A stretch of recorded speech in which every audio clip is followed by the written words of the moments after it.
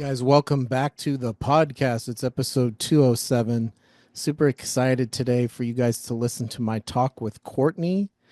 And I'm just going to get into it, let you hear it. And yeah, thanks for being here. This is the Louder Now podcast. I'm your host, Jared. And here's my conversation with Courtney. I've made a lot of friends doing the podcast. So, Good. and that's cool. I'm honored that this is your first podcast. So, yeah, just trying to give people hope, trying to learn from people's experiences. They're hard things to talk about. I've been talking about this stuff for a while out of, I think, necessity of survival. Yeah, for So sure. before the podcast, like going back to 2007 and 8, I'm like, that's almost 20 years now. I mean, I'm 39. This is 22. You know what I mean? That's like It's a big 16 journey. years. Yeah. So you sent me that text of your different diagnoses, but like, Um, when was the first time? Oh, well, you can talk about childhood, but when was the first time you got a diagnosis? I guess maybe we'll start with that. And what was that? well, And then how did that kind of make you aware of stuff from the past? my childhood was great, by the way. Thank goodness, because my Yeah. adolescence was not. Um, How old are you yeah, now? Sorry, how old are you now? I just turned 28. Oh, okay. All right. Yeah. Like 11 S- years apart with some similar references to culture. Yeah, Yeah. yeah. Okay. Anyway, go for it. But like I do want to keep my abuser anonymous as possible, Sure. but even though you Absolutely. can kind of get an idea, but Right. Right. just because they have taken steps to improve themselves in Okay. recent years.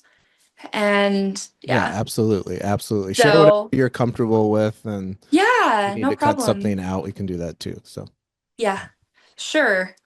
But I think my first diagnoses were like ADHD and okay. then depression at like 12. Um, Wow, that's young. it is Hmm, young. It hmm. is young. Okay. The I get my timelines a little jumbled up, but it was 2010. Okay. I was 13 years old, and I had okay, there's a whole lot to the story, Okay. but the gist of it is I had an immediate family member that was violent, but was also molesting me. Okay. Um, yeah, so got to deal with that until I was 18. Um, when I was 13 years old, I lost my brother. He was 15 to a drug overdose. Okay. So yeah, there was a lot going on in our family.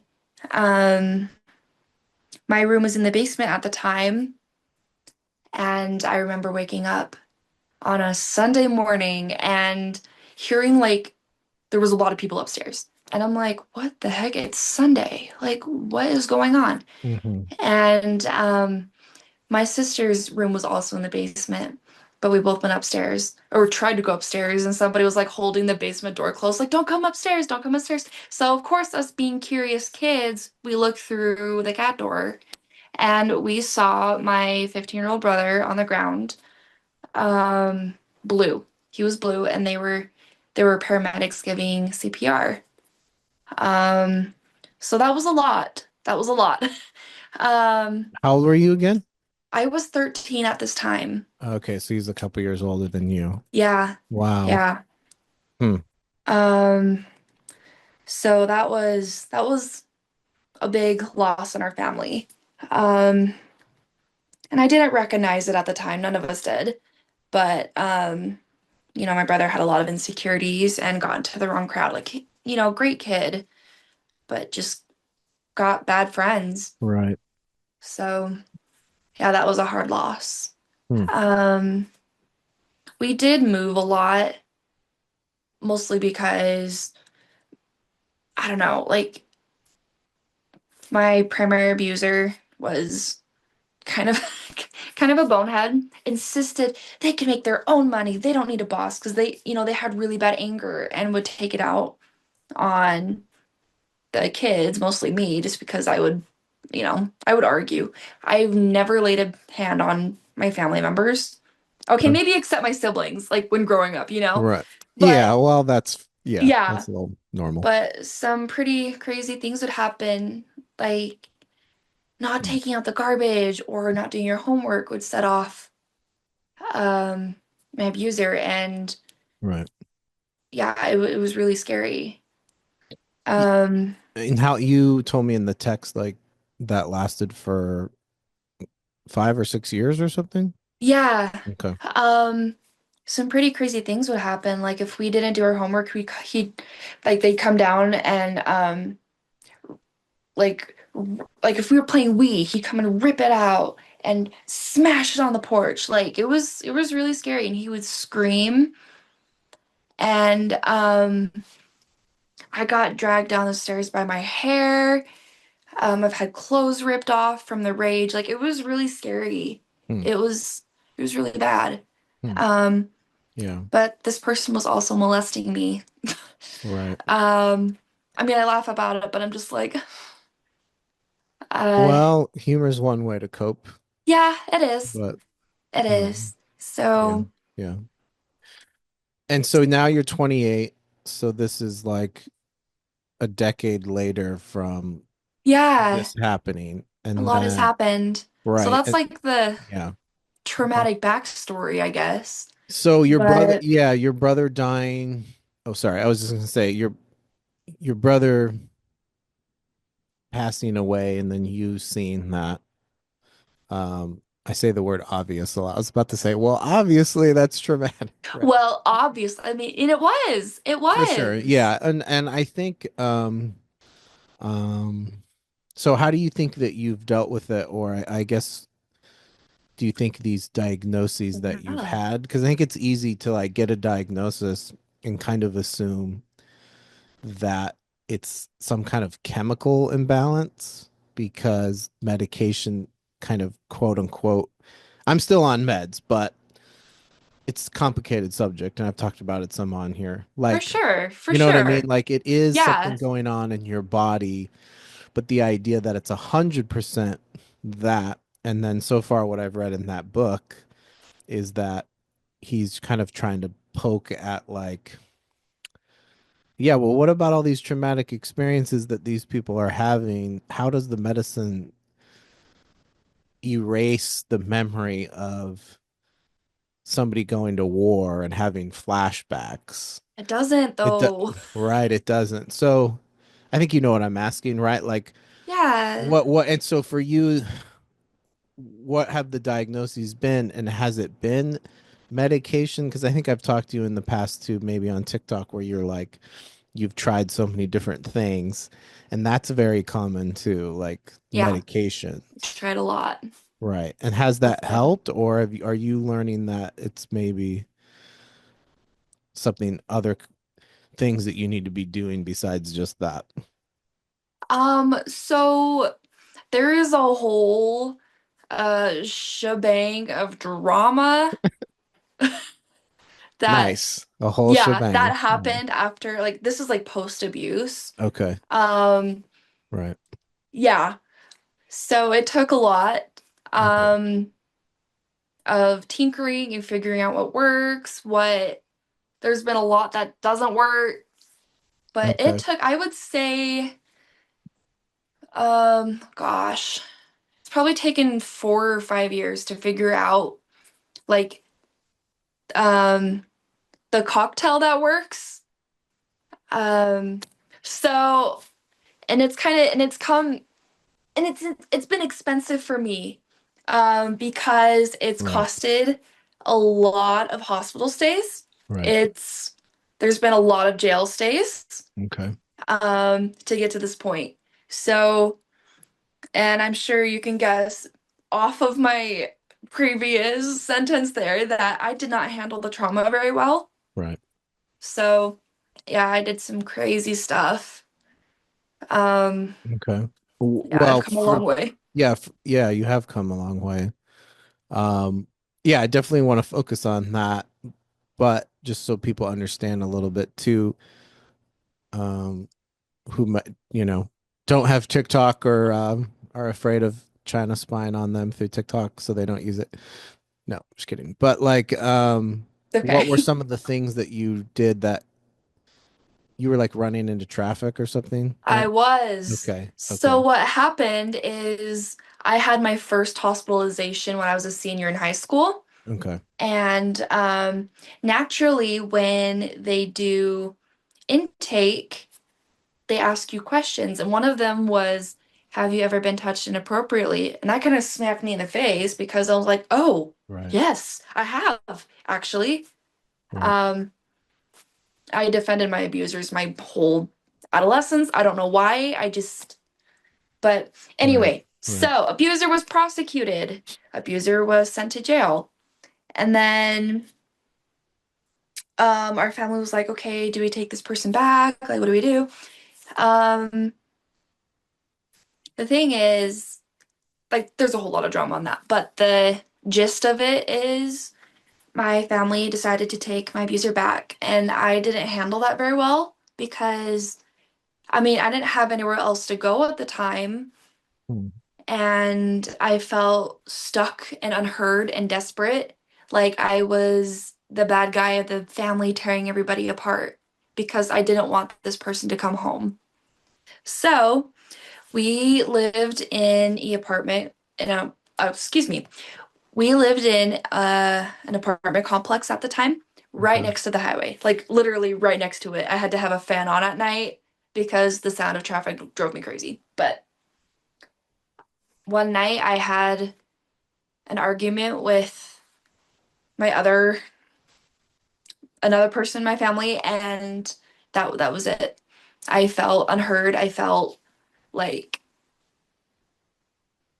I felt stuck, and I was suicidal and just kind of lost. So yeah, I went to the highway, Okay. and once I started, it Hmm. just kind of snowballed because what would happen? It was like, oh, crazy person on the highway, we gotta take her to the hospital. So they would, but then I'd be released back to the apartment hellhole Right. where all the Hmm. problems were occurring to begin with. So I went back to the highway. Um, and I was admitted again. And then this is something that kind of got out of control really fast.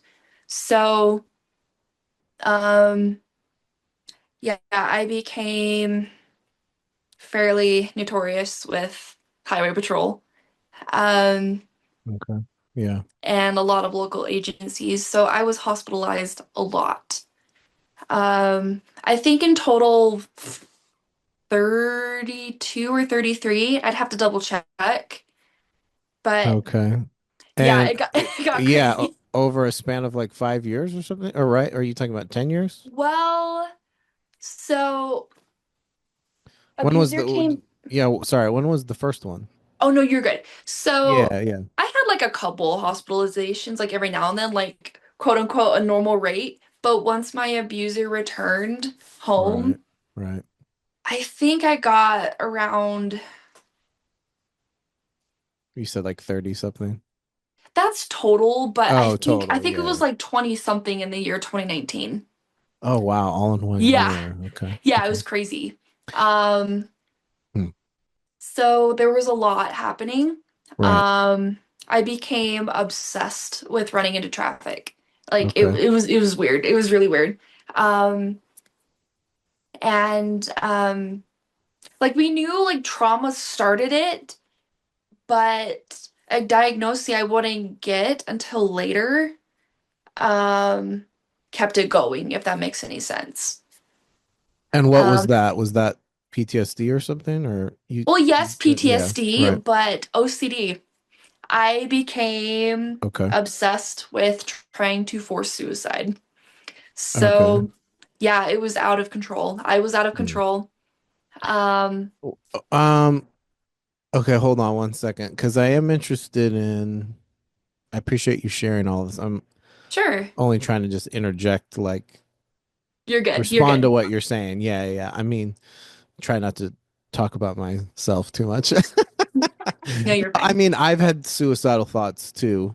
Um, I haven't. when I was in my really bad episode, I um did something inappropriate and like got the cops called on me and then had my dad come and pick me up because my mom was out of town and um I tried to take a bunch of ibuprofen, which is won't kill you, just FYI. I've Not, done that not before. yeah, and sorry, It not to doesn't make do we're not anything. making light of suicide attempts. It is a little bit No, of course not. it's a little bit funny because it's like the reason why I tried that was because I was going to a bipolar workshop at Rick Warren's church and somebody mentioned it in this class. She's like, I tried to overdose with ibuprofen. And it's not sorry. It's not No, funny. you're good. It's funny when you look back because It is. the It other two is. attempts were more severe than that. Sure. But yeah, so like so yours I think what you're talking about is makes sense that a lot of suicidality is it's not about death or well we want to die, but you're just overwhelmed. Not just makes it sound like it's one thing, but one of the things is feeling so overwhelmed like internally, and Right. then you're Like just you just need it right, to stop and there you need a release. right, You need a exactly. release. So And it's true, yeah. yeah, your way was running into the traffic Yeah. as a way of like trying to get the deal with how overwhelmed you were, which is risky because it's like you could have gotten hit by a car, obviously. Well, I mean, that was the goal, but at the Right, same right, time, like what was happening is like deep down, I didn't right. want to die most of the time. There were times where I was like, let's go, hit me. Yeah, Um, but I just wanted the pain to stop. And because I was still like, oh, I don't want to die, but I have to, I need to. So this is where it got selfish. Is like, well, shoot, I need to sign someone else to do it up for me or to do it for me. right. Um, Yeah, like in the person so that's hitting where the the traffic came yeah, in. yeah. Yeah, it's When pretty you messed up. yeah, well, yeah, what's interesting with these conversations is to try to it's hard to talk about, but it's good to talk about. And then I It think, is. well, and I think then um, I've experienced a lot of shame with all of these things and other addictive tendencies that, in my mind, I connect to symptoms of it's all connected.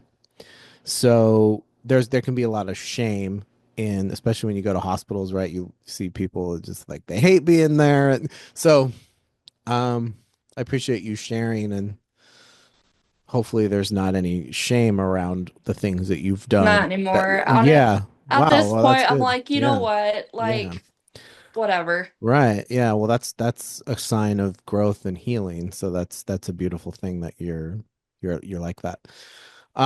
When you were in the hospital all those times, I'm sure you were able to kind of calm. Well, how long were the hospital stays? It Average like a depended. week maybe?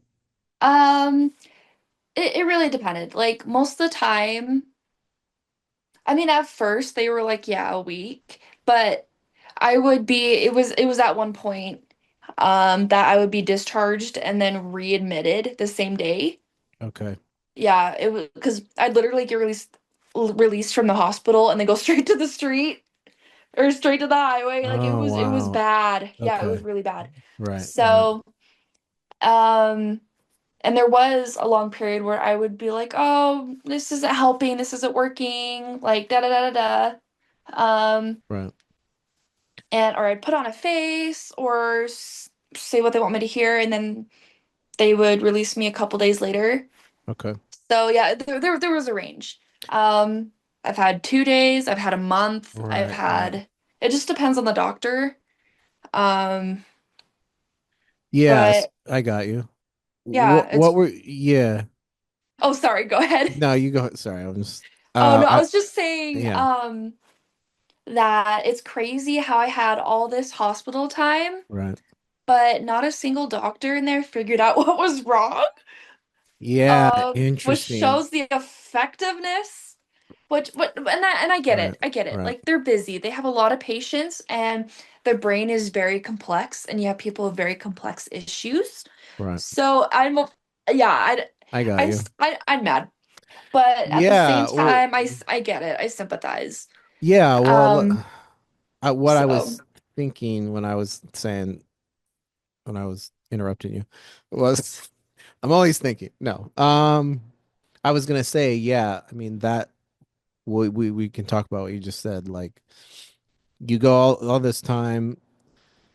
Well, I was gonna say the reason why it's like that in a hospital is you have a short amount of time while you're in there, and yep. the only thing they really can do is really like two things, three things, like keep you safe if you're suicidal or you want to harm someone else, although you're in there with other people. So that, like Yeah, it's interesting. you're limited on your options of ways that you would try to, end your life basically in a hospital.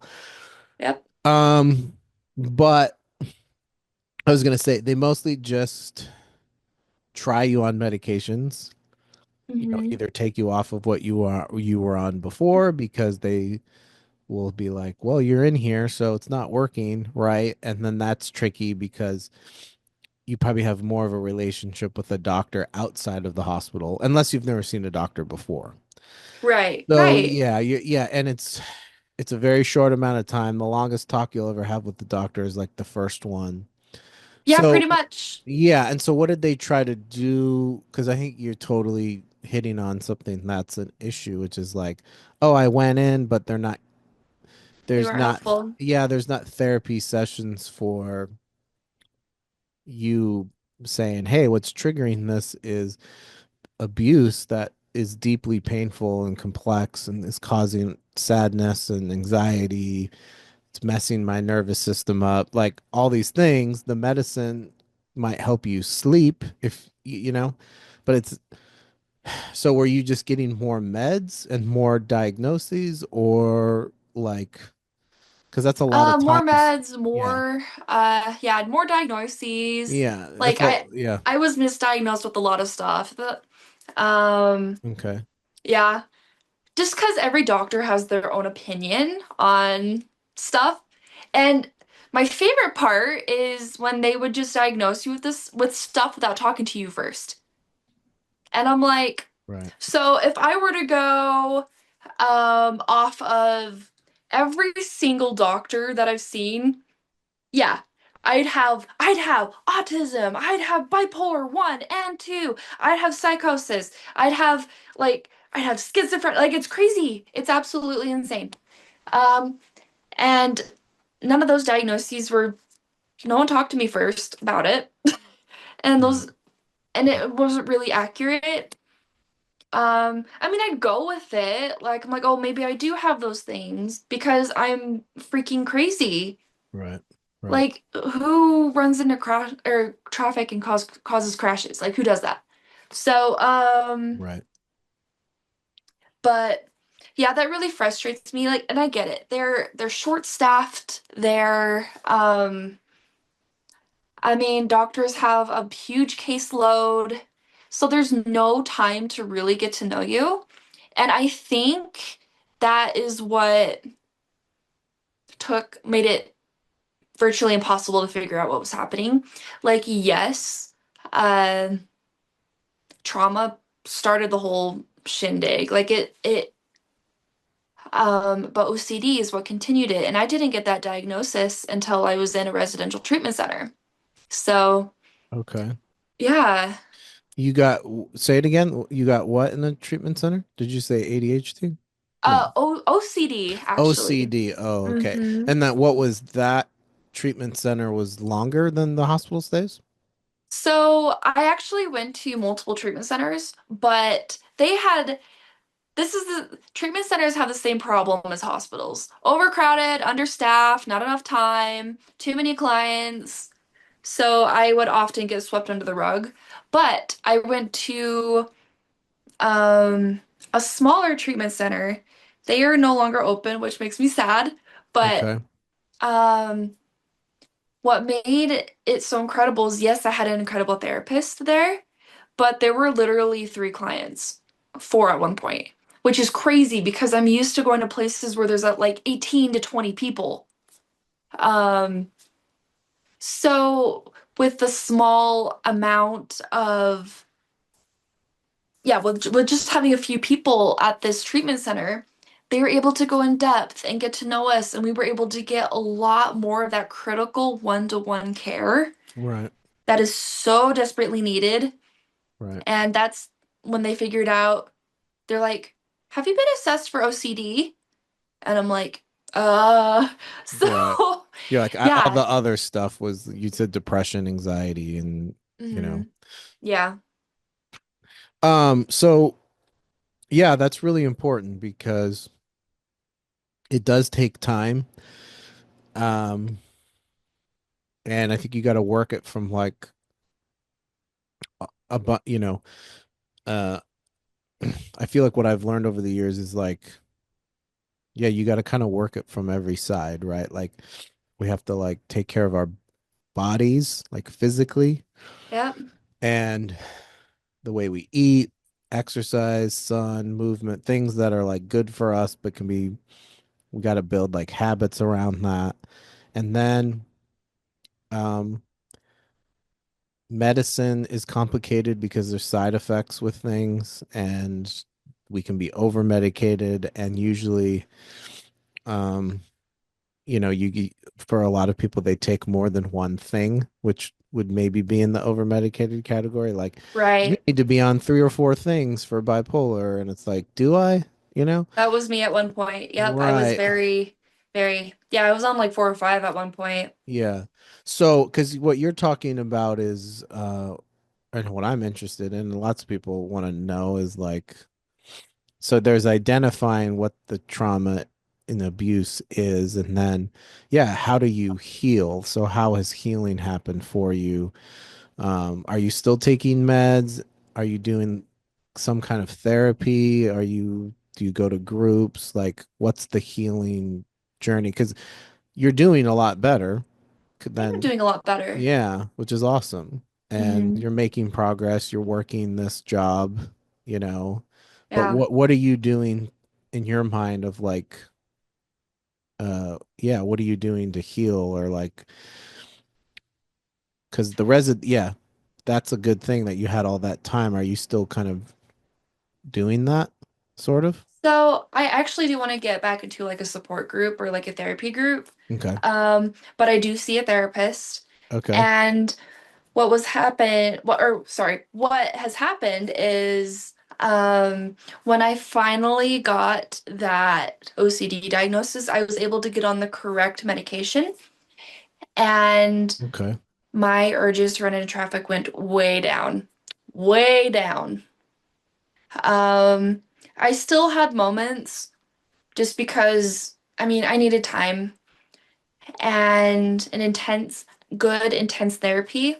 But another thing that really has like shined a whole new light and allowed me to progress is I started ketamine therapy. Oh, Um, yeah, that's right. You mentioned that, I think, when we were yeah, texting. that was a game changer. Okay. Incredible game changer. So Explain to people what that is, because I know a little bit about it. And is that where it's like it's, is it like an injection of some kind, or yeah, there's explain a to people couple what it is. ways. Yeah, yeah. Yeah, there's a couple ways. I know there's a nasal spray. Some people do the Yeah, IV. nasal spray. That's it. Okay. Yeah. Yeah, yeah. And then I personally do the injection. Like I go to a good clinic. Don't go there's some really crappy clinics out there, but I Gotcha. found a really good one and they're amazing. But Google awesome ketamine clinics near me. I'm just kidding. yeah. So Like what does injection mean? A shot? yeah, Okay, correct. okay, Yeah, it gotcha. was just a Okay. little shot. Yeah. It's a pretty crazy experience. What it is um really low doses of ketamine, right? But apparently it has really good properties for like depression and Right. anxiety. So, um, man, how do you even explain it? So you be, oh man, it's crazy. It's like a Yeah. um what do you call that cycle or a hallucinogen or something? Yeah. Well, I think like psychedelics. Yeah, Right. yeah, that's exactly what it is. Um, but Yeah, it that's a is word. A hallucin. Well, you when you think yeah, of well, I was trying to find yeah, the I know right what you mean. word, but I know a little bit about psychedelics too, not a whole lot. yeah, But I mean, there's evidence that non-psych meds that are made in a factory somewhere, right? I don't think we think about that when we think about yeah, taking a pill. It's like someone made this somewhere, just FYI, guys. But like duh. But plant medicine, psychedelics, mushrooms, psilocybin, ayahuasca, ibogaine has is a thing like people can go down to Mexico, vets go down, according to Joe Rogan podcast or something. Like there are other things that are not in the category of psych meds that can work. right. And I think ketamine probably sounds like it's in that category where it's not It is. super It is starting to mainstream. gain Right, right, traction right. So, and so, popularity. but So is that the only thing you take? no. So Oh, okay, okay. yeah, I maintain my OCD medication that keeps me off the highway and out of jail. Um, I didn't know there was meds for OCD or I didn't either. I mean, not that I think I'm so interesting. Okay, I didn't know that, Yeah. as I know like anxiety, depression, bipolar, schizophrenia, obviously all of those, there's many combinations, but I didn't realize OCD had, okay, Yeah. had It's not that. a cure-all, but it really helps with the obsessive thoughts and Right. the repetitive patterns. So that changed a lot. Okay. Um, yeah. Do you feel side effects from these things, or I do you do think have some that's side yeah, effects. okay. Yeah, they're manageable. Like, for Right. example, one thing it does is it makes me sweat like crazy when I'm sleeping. So I'll like wake up and like soaked in sweat. And I'm like, ugh, Oh, really? really? Okay. Yeah, it's frustrating. I mean, I've had worse side effects with other medications. It's workable. It's yeah, not my favorite, but I've been on a lot of meds that make me really hungry and I would gain a lot of weight. Okay, yeah. So I would rather be a little sweaty while I'm sleeping than, you know, be 50 pounds heavier. Right. And I have been, because I Yeah, didn't know at the time right. that weight gain was a side effect of Yeah. stuff. Well, it's kind of yeah, no, I mean, is if you take more than one thing, obviously, then that makes it even harder too. You're like, I'm taking four Yeah. things and they all mess with my metabolism. Um, yeah, so when you're doing therapy, what kind of therapy is it? Like, is it just kind of cognitive Well, behavioral or like so? yeah, I feel you. That was me for a long time just because like I wasn't like against therapy, but I was tired of bad experiences with like Right. poorly trained therapists that Right. were unprofessional or didn't have the training to support me, didn't know what they were talking about. Like I had a therapist that Right. literally would just spend the whole session talking about himself and his family. And I'm like, Oh, no way. I'm serious. Yeah, Hmm. this therapist did a lot of crap. That I was was like, just really, and y- I saw him for 2 years because I was like oh, 18, okay. 19, and I'm Oh, like, oh, I'm in therapy, yay! right. But Wait, I didn't were you paying for the? consider Yeah. Sorry, were the you quality paying? over my Yeah. therapy sessions. So Right. yeah, I was gonna say, just sorry. I was just saying, um, were you paying for those sessions, or was that hmm like, yeah, yeah? Well, I was it's very naive, very naive. yeah. Well, I mean, I told the over medicated story. I mean, that was in the early years of bipolar too, and I had my mom with me in those appointments, and she was it was a little bit of a drive because it was Pasadena, and then I we were in Orange County at the time. So it's like, yeah, Mhm. driving all the way an hour-ish just for the doctor to hand me a bag of all my meds, and you don't think Right? at the moment, oh, this is bad. This is bad care. So yeah, the well, I was asking the type. So you had bad therapy experiences. Yeah, I did. The guy talks about himself, but what else was bad? Was it just people not understanding the diagnosis, or was it more like the modal the a lot of therapy is CBT, like, hey, what are you thinking It about? is. What are you obsessing about? Are you going just left to our own devices? We just go backwards in our minds a lot, right? Like, oh, I should have done that, or I don't know how to fix that. And that just becomes a loop. We're all in loops, and that we don't know how to really kind of stop ourselves necessarily. Yeah, Um, yeah. but do you think that the therapy, so it's been some CBT, but does it, what am I trying to ask? Like, does it get to the past traumas that you've had and there's some kind of EMDR, you know what EMDR is, where that's Yeah. kind of Yeah. like, yeah, yeah. Or I know there's other things for trauma, like, so maybe you're having flashbacks of those experiences, and then Yeah. is it Yeah. like that, or Um, I have different types. I've done all sorts of types of therapy. Um, for example, I've done trauma therapy in the past. Like, yeah, where they go in, like, do EMDR to help with like the symptoms and like the nightmares and the flashbacks and all that stuff. But I've also done trauma therapy where they had me draw out my trauma. all right. And that actually helped a lot. Hmm. Um, other therapies I've done is I've done, oh my gosh, what's it called? Uh, it's like exposure therapy, like for OCD. um, There's a name for it. I can't remember what it's called. no worries, yeah. But yeah, I did a whole program for that, and it was really helpful to help my OCD symptoms. Okay. Um, and then yeah, I guess I'm kind of in just like the aftercare phase of my mental health journey. And if I have another flare up, I can go into another program. But Right. um, yeah, right now it's just like CBT, good talk therapy.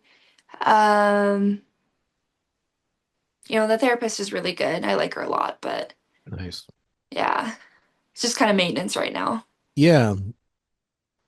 Well, I'm glad you're doing a lot better, and Me too. um, I'm proud of you for not giving up. You know, life is hard, man. I Life mean, is so and hard. I'm tired, it's, boss. I'm yeah, well, tired. it's kind of like, it's like something that you hear that when you're a kid, and you're like, I don't want to grow up. I'm a Toys R Us kid, right? Or we want Right? to like be like Peter Pan our whole life or something. Yeah. But, depending on how your childhood is, like, those can be some of your best memories. They really are. And Yeah. it's like, and I think the invitation is, life doesn't need to feel like, oh, once I'm an adult and now as I'm getting older, everything is just harder and harder and harder. Right. But I do think the challenge is to just to try not to be a victim to the things that you've experienced and have been Right. done to you. Right. But I'm trying to want to be sensitive how I'm saying that, because you've experienced Sure. being Sure. a victim of some really, really horrible things. Um, so it's kind of like life is hard, and then the other layer is like, well, if you've had a lot of trauma and then you have these mental illness diagnoses, and then you go through the ringer, and the system lets you down, then it's like, man, life, it is harder, because now you have all these other things that you're just trying to like survive, and just Right. not Yeah. so it Yeah. makes sense why we would want to be, um, we would entertain being suicidal. It makes sense. Like, yeah, who wants to live just with a bunch of pain and sadness and Yeah. shame? But what do you think gives you hope? Like, obviously something, um, I don't know what your like faith life is like, right? Some force of the universe, whether it's God or Yeah, something, yeah. right? Was obviously sparing you in those moments of danger in the traffic. Yeah, I've had some pretty crazy experiences. I'm not gonna lie. Right. Like, Yeah. people are like, how are you still alive? Right. I've caused crashes. I've done some pretty crazy Yeah. stuff. Well, yeah, I mean, I told you I survived this coma and it's like Yeah, I that's a could big deal. well, what was interesting is that when I woke up, was still struggling, even though it was a miracle that I made it, which kind Right. of speaks to the complexity of us being human. And I did start to get better after that. Um, so that was all God's mercy, I do believe. But it still was a process, and it was you would think, oh, I just survived this thing, so I would be like 100% grateful. But I still had like self-hatred in the Yeah. moment and Yeah. I still self-loathing. deal with that too. Like I totally Right. get it. Yeah. And so Like that, low self-worth, you know?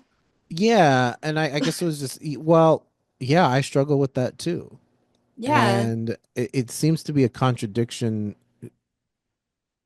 thing to feel because I've had a lot of really good community and friends and people in my life. So I've had a lot of love from other, like, besides my family. Family's number one, but like, Yeah. Yeah. friends that are like family, close brothers, people through church or through other things. So it'd be weird to be like, why are you so feeling self-hatred when you have all these people in your life that are loving you? But Yeah. I get that a lot too. yeah, but not everybody has. It's like back to the hospital thing. You go and then they say, "Hey, what's your support system like?" Right? Like once you get to like the 5150 mark, the 3 day, and some people are like, "I don't have anybody to go back to. Like my only friends are like the friends I just made right now in the hospital." Like you get phone numbers when you're in there if you want. Yeah. Yeah. Yeah. Yeah, exactly. You know what's up. Well, Yeah, I've yeah, met but people that had nobody.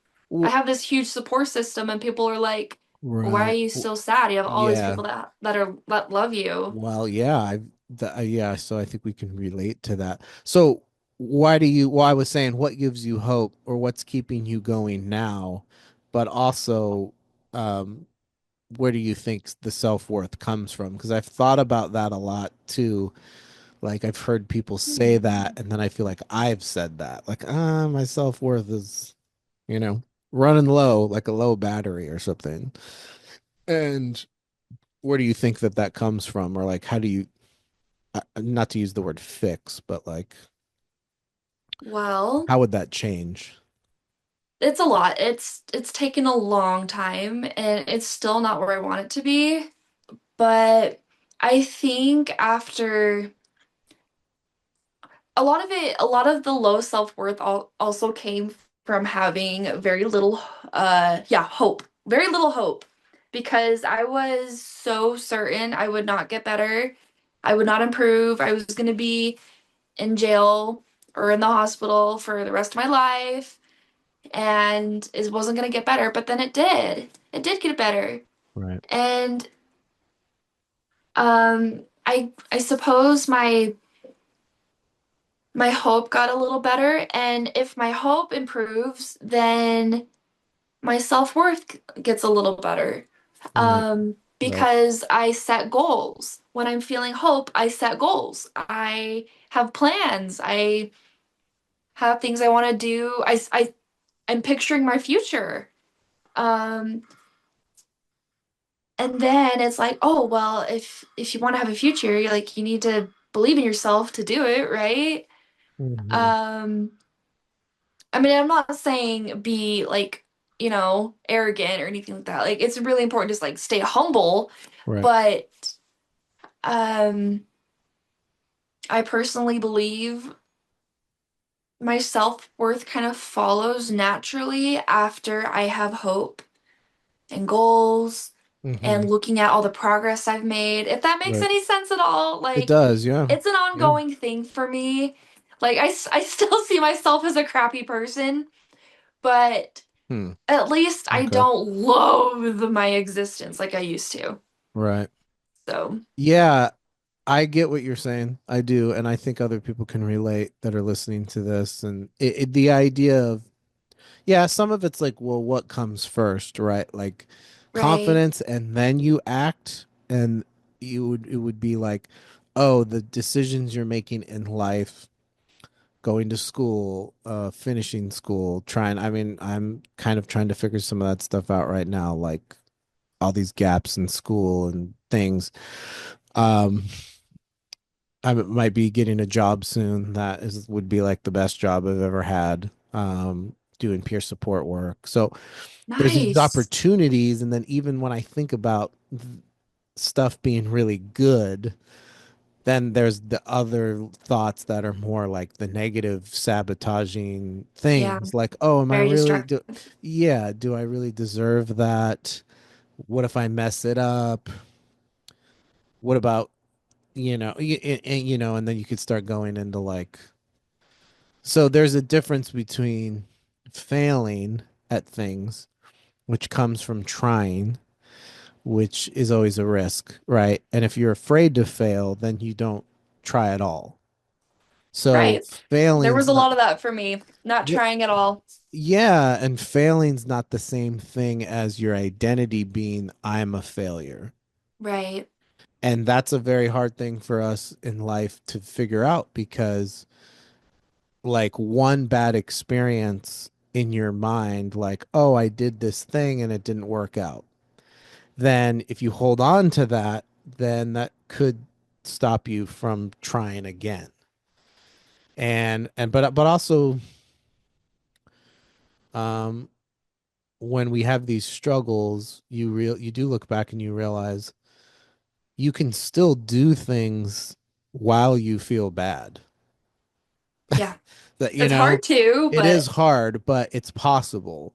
So imagine if you start working towards healing and feeling better, then the ability to do the stuff that you want to do, I think still will have a challenge, but it will feel different. Like you can still function with anxiety and have a job. And there are people who are in the category where they struggle so much that they feel like they can't really do anything, right. which is a sign of, I mean, it's complicated. That's part of depressions. Like I can't even get out of bed. Anyway, so That's does me that most make of the sense? time. So you're doing things even though you're not like 100% feeling Right. great, but like you said, you don't feel bad on yourself as much as you did in the past, which is progress, It right? is And I progress. It is relate to that. progress. I relate to that. Um, all right. Well, okay, this is what I always ask people. We've been talking for like probably an hour, so I don't want to take up your You're whole good. day here. But what do you yeah, I was saying, well, what gives you hope or like you're an inspiration to people. Um I appreciate you sharing your story. Like what would you want to say to people who are struggling? I try to ask people like, yeah, what would you say to someone that's like where you've been at when you've been in like the real hard times where it's hard to see the steps in front of you. So what advice do you give to the person that's Well, having a hard time? I would say, I mean, it's easy to be like, oh, it gets better. Keep your chin up. But Right. to me, when I was in those dark places, Yeah. that was not helpful. Really? Okay. Hmm. Um, Okay. but really, honestly, the best advice I can give is take a break. Be kind to yourself. If even if you don't feel like you deserve it, and that's something I dealt with, like, oh, I don't deserve to be happy, or I don't deserve this, or I don't. Right. No, take a break. Do something for yourself. Um, if you don't want to be alone, surround yourself with people that you love. Um, it's easy to be like, "Oh, don't give up," even though I've given up tons of times, like endless Hmm. times. Hmm. And and if you want to give up for a little bit, give up for a little bit and then Right. pick it up later. Right. Um, Hmm. Okay. yeah. I like that. I've given up, but not well, yeah. The 'Cause- I follow mean, it's true. yeah. Well, yeah, the question too is like what does it mean to give up? Because I think the ultimate give up, not to make light of dying, but we are Yeah. all are gonna die someday. So, some people might think we never die, but no, I mean like so ultimately giving up would be maybe death, which sounds kind of maybe silly to say that, but That's right, like top level for right, sure. But I've met a lot of people, including myself, that are just like, I can't do this anymore. I don't want to do this. I'm just gonna lay here forever. Um, right, right. so I guess it depends on what your definition of give up means. Um, Yeah, but basically, just take a break. Just yeah, just rest. Just yeah, right. seriously. Like Yeah, that's good. Yeah, I would say it's just continuing to believe that things get better. And even if you just do a little bit each day towards that, like trying to think about the actions and decisions we make as like investing in how you can feel in the future, right? Like taking care of your body, or like you might not feel great in the moment, but eventually it's going to catch up with you and you are going to feel better, but you're right. It takes time and resting's important. So it I is like important. it. I like it. So do you have any social media, or are you not on any of that anymore because of the job? Yeah, I'm not on any social media right Okay. now. I know, That's cool. bummer. That's actually interesting though, For because the sake of my mental health, yeah, yeah, I mean, do you, I'm inspired by that because that's I, just too yeah, much. yeah, I think I have reasons why I can't make a full breakaway from it. Sometimes the Sure, yeah, podcast is that's kind totally of a reason, but understandable. do you feel, how long has that been that you haven't had that? Do you feel that's awesome? Yeah. Um, I like, I guess it's just kind of been over time. I mean, it's been years, but I'm trying to. I still spend a lot of time on my phone, so it's not like Okay. I'm living my best life. It's not like that at all. Right, right. But like, Gotcha. I I used to be really, really addicted to Facebook, but that was like years ago. Okay. So I deleted Um, that. That was like yeah. 2018-ish Oh, when I okay. deleted that. So that's been a Okay. while. And then I just kind of slowly over time, like Instagram, Snapchat, I don't know, what else do people use? But yeah, so I had, yeah, for a long time I was just on TikTok and I was really active on that. And I do miss it, I won't lie, but I feel better. I feel I better. got you. Yeah, Yeah, just the stress and the pressure right. to I was, please your followers. yeah, I was assuming that you probably feel better. So, Yeah. I mean, like it yeah, was really unhealthy though, because I was like I would lose one follower and I'd have a fit about it. I got So you. I'd be like, oh, why didn't they like me? Why didn't Yeah, no, it they-" you messes with, know? yeah, it messes with the dopamine in us. Like, even if you don't get a lot of likes, But yeah, but what's interesting though is you get like, because like TikTok shows you the views, I think, when you click on the video, whereas like It does. Instagram, I think you It have to does. look for that or something. Yeah. But yeah, it is all like you're like, wait, I have like 500 followers, but then I only get like 10 likes, right? Or Yeah. one comment, or like you look at like the impressions and the views, and then so it's all just like you want people to pay attention to what you're doing. Or like YouTube, when I post the podcast, I think you can see how long people watch for. And Yeah, like before not they click something else, and exactly that's like like, oh, no one watches the whole time, and you're like, oh, so it's 100% of the motivation shouldn't be just to get people views. The idea is like, there's so much I get out of doing it, but you would be like, oh, it would be nice if people, but then it's like, do I watch a video for an hour? Right. And like, right, I mean, right. Yeah, I totally feel you I there. listen to like Joe Rogan and I've listened to long podcasts before, but that takes time. That's like why you're driving around or doing Yeah, stuff. So, yeah. but yeah, I was just curious about that. But yeah, I'm really glad we did this. This is your first podcast. Yay. Yay! Amazing. I'm really glad that you're doing better. Thanks for texting me while you're at work. I don't want you to get in trouble for texting. Okay, For like a for quick text is fine. I don't care. Yeah, Gotcha. I know. Well, I relate to the being on my phone thing a lot. yeah. We're working on it. We're working on it. So, um, but thank you so much for doing this. I'm gonna let you go, and I'll be in touch with you about when this is like getting published and stuff. So Okay, cool. awesome. Okay. Thank you so much. I'm glad we got to do this. Have a great you're off work today, rest of your I day. am off today. Yep. Nice. All right. Okay. All right. Well, take it easy and yeah, like I said, we'll be in touch. So, Sounds good. Thank okay. you. You're welcome. All right. Bye. Bye. Hey guys, thank you for listening to this last episode with Courtney. Courtney, thanks for being an awesome guest. Really appreciate this conversation. Her bio is in the notes, and any other details pertaining to this episode are there as well. The best place for you guys to find me is Instagram. I'll put my Instagram in the notes. And if you want to email me, jared.deal@gmail.com. If you want to be a guest on the podcast, I appreciate any feedback on this specific episode. I have a lot of episodes that have come before this as well and would love feedback on anything, any questions. If you'd love to be a guest, let me know. Thank you guys as always for listening and supporting the Louder Now podcast, and we'll see you next time.